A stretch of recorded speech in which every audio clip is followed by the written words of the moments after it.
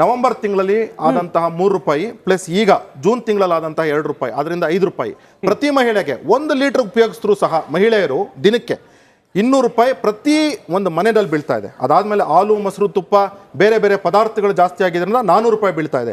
Petrol diesel ಈಗ ಮಹಿಳೆಗಳಿಗೆ ಜಾಸ್ತಿ ಆಗಿರೋದು, ಕೇವಲ ಮಹಿಳೆಯರ ಬಗ್ಗೆ ಮಾತ್ರ ಮಾತಾಡ್ತಿದ್ದೀನಿ. ₹200 ಆಕೆಗೆ ಬೀಳ್ತಕ್ಕಂತಹ ಹೊರೆ.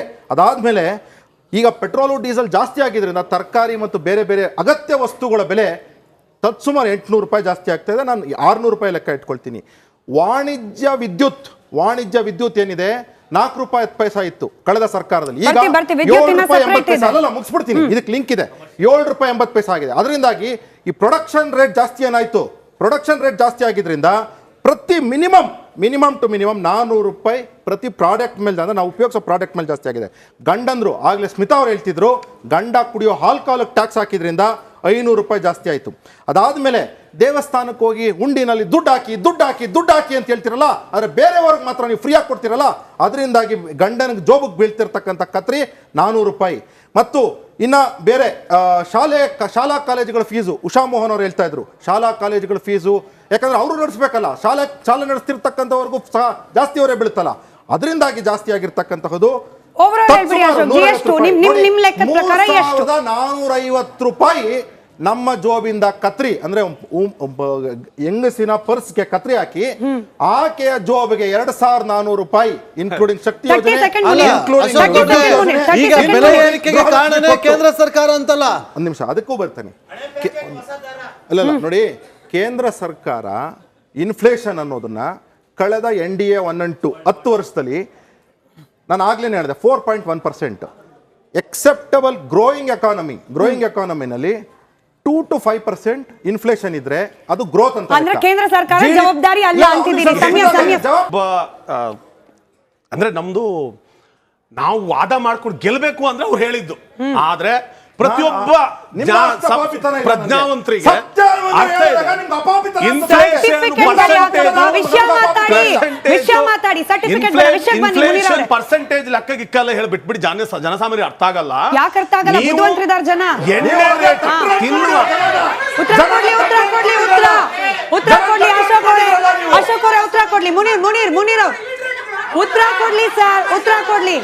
ನಾನು ಹೇಳ್ತೋದು ಇನ್ಫ್ಲೇಷನ್ ಪರ್ಸೆಂಟೇಜ್ ಅದು ಇದು ಅಂತ ಹೇಳಿದ್ರೆ ಜನಸಾಮಾನ್ಯರಿಗೆ ಅರ್ಥ ಆಗಲ್ಲ. ನೀವು 1 kg ಎಣ್ಣೆಗೆ ಎಷ್ಟು ಜಾಸ್ತಿ ಆಯ್ತು, ಅಕ್ಕಿಗೆ ತೋರಿಸ್ತಾ ಇದ್ರಿ ಯಾಕೆ ಜಾಸ್ತಿ ಆಯ್ತು, ಇದನ್ನ ಸ್ಪಷ್ಟವಾಗಿ ಹೇಳಿ.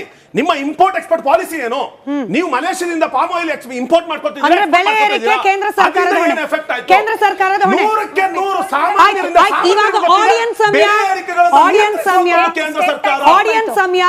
ಬೆಲೆ ಏರಿಕೆ ಕೇಂದ್ರ ಸರ್ಕಾರದ ಹೊಣೆ ಅನ್ನೋರ್ ಕೈ ಎತ್ತಿ, ರಾಜ್ಯ ಸರ್ಕಾರದ ಹೊಣೆ ಅನ್ನೋರ್ ಕೈ ಎತ್ತಿ. ಉತ್ತರ ಸಿಕ್ತು. ಮೂರನೇ ಗ್ಯಾರಂಟಿ ನಾವು ಪತ್ರಕರ್ತರು ಸರ್, ನಾವು ಪತ್ರಕರ್ತರು ಜಡ್ಜ್ಮೆಂಟ್ ಕೊಡಕ್ಕಲ್ಲ, ಸಮಯ ಕೊಟ್ಟಿದ್ದೀನಿ ನಾನು ನಿಮಗೆ ಮುನೀರ್ ಅವರೇ ಸಮಯ ಕೊಟ್ಟಿದ್ದೀನಿ ಮಾತಾಡಕ್ಕೆ. ಮೂರನೇ ಗ್ಯಾರಂಟಿ ಅಂತ ಗಮನ ಹರಿಸೋಣ. ವಿದ್ಯುತ್ ದರ ₹3 ಏರಿಕೆ, ಗೃಹ ಜ್ಯೋತಿ 200 ಯೂನಿಟ್ ಫ್ರೀ ಅಂತ ಹೇಳಿದ್ರು. ವಿದ್ಯುತ್ ಫ್ರೀ ಕೊಟ್ಟ ಮೇಲೆ ₹3 ಏರಿಕೆ ಆಗಿದ್ದು. ಇದರ ಜೊತೆಗೆ ಆನ್ ಅನ್ ಆವರೇಜ್ ಯಾರು ಈ ಗೃಹ ಜ್ಯೋತಿಯ ಸ್ಕೀಮಿಗೆ ಅಂದ್ರೆ ತಮ್ಮನ್ನ ತಾವು ಫಲಾನುಭವಿ ಅಂತ ರಿಜಿಸ್ಟರ್ ಮಾಡ್ಕೊಂಡಿಲ್ಲ, ₹1,500 ಬರ್ತಾ ಇದ್ದ ಬಿಲ್, ಕರೆಂಟ್ ಬಿಲ್, ಅದೀಗ ಹತ್ರ ₹2,000 ₹2,200 ಬರ್ತಿದೆ ಅನ್ನೋದು ಆರೋಪ. ವಿತ್ ಬಿಲ್ ನಾವು ಒಂದು ರಿಪೋರ್ಟ್ ಅನ್ನ ರಿಯಾಲಿಟಿ ಚೆಕ್ ಅನ್ನ ಮಾಡಿ ರಿಪಬ್ಲಿಕ್ ಕನ್ನಡದಲ್ಲಿ ಪ್ಲೇ ಮಾಡಿದೀವಿ. ಅದರ ಆಧಾರದ ಮೇಲೆ ಹೇಳ್ತಿದೀವಿ ₹1,500 ಇಂದ ₹2,000 ತನಕ ತಲುಪಿದೆ.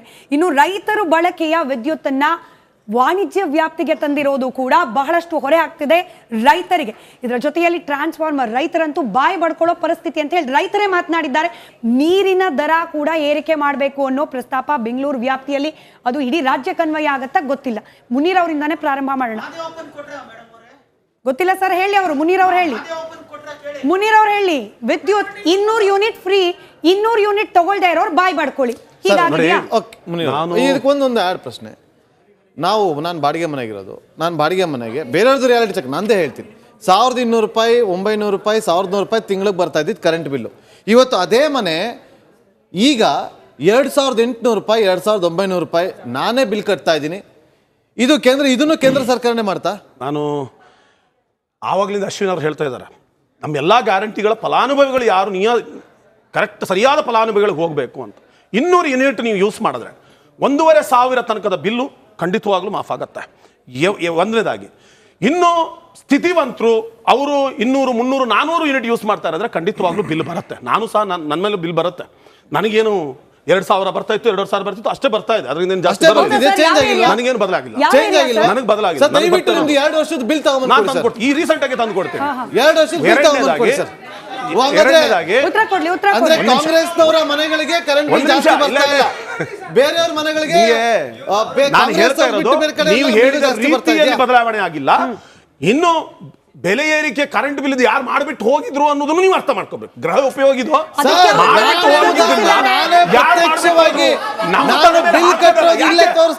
ಬಿಜೆಪಿಯನ್ನು ಪ್ರಶ್ನೆ ಮಾಡಲ್ಲ.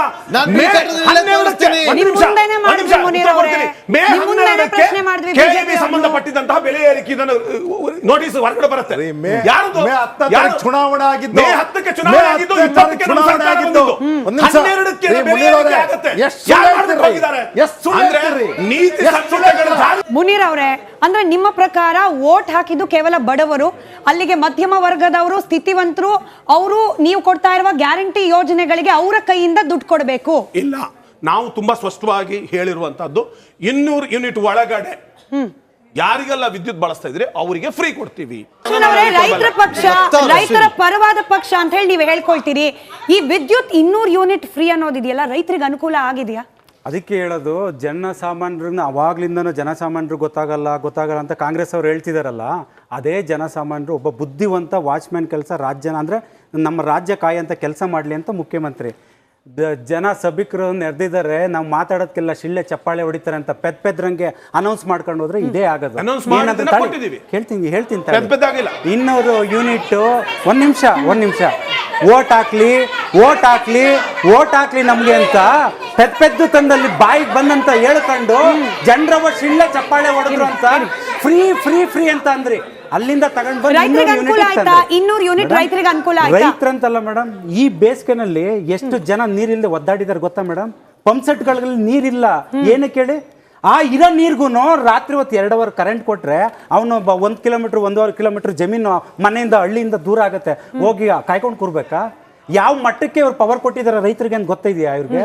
ಯಾವುದಾದ್ರೂ ಒಂದು, ಯಾಕೆಂದ್ರೆ ಎಲ್ರಿಗೂ ಗೊತ್ತು, ಜನರಿಗೂ ಗೊತ್ತು, ನಾವು ಎಲ್ಲನೂ ಬಿಡಿಸೇಳೋದು ಬೇಡ. ನಾನು ಕೇಳ್ತಿರೋದಿಷ್ಟೇ, 1 ವರ್ಷದಲ್ಲಿ ಇವತ್ತೇನು ವಿದ್ಯುತ್ ದರ ಏರಿಸಿದೀವಿ, ಯಾವುದಾದ್ರೂ ಒಂದು ಪವರ್ ಪ್ರಾಜೆಕ್ಟ್ ತಂದ್ರೆ ಸರ್ ನೀವು ಏನಕ್ಕೆ ತರಕ್ಕಾಗ್ತಿಲ್ಲ ಹೇಳಿ? ಇರೋ ಒಂದಿಷ್ಟು ದುಡ್ಡು ಎಲ್ಲೆಲ್ಲೋ ಕಿತ್ಕೊಂಡು ಬಡವ್ರ ಹತ್ರ ಇವತ್ತು ಚಾಪಕ್ಕಾಗದಕ್ಕೆ 500 ರೂಪಾಯಿ ಮಾಡಿಟ್ಟಿದಿರಲ್ಲ, ಶ್ರೀಮಂತರ ನೋಂದಣಿ ಮಾಡ್ಕೊಳ್ಳಿ. ಅಲ್ಲಿಂದ ತಗೊಂಡು ಬಂದಾಕಿ ಎಷ್ಟು ದಿನ ನಡೆಯುತ್ತೆ ನಡ್ಕೊಂಡು ಹೋಗ್ಲಿ ಅಂತ ಅದಕ್ಕೆ ಹೇಳುದು. ಸ್ಮಿತಾ ಅವರೇ, ಮುನೀರ್ ಅವರೇ, ನಾನು